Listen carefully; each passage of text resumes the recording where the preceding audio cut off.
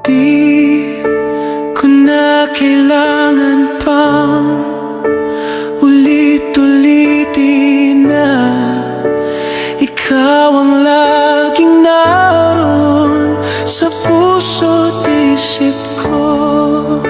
Sa bawat sandali naaalala ka, at di magagawang limutin ang katulad mo. Pagkat sa'yo natutong magmahal, ang puso ko nang Brad, may message mo ngayon. May message naman ba ngayon sa inyo?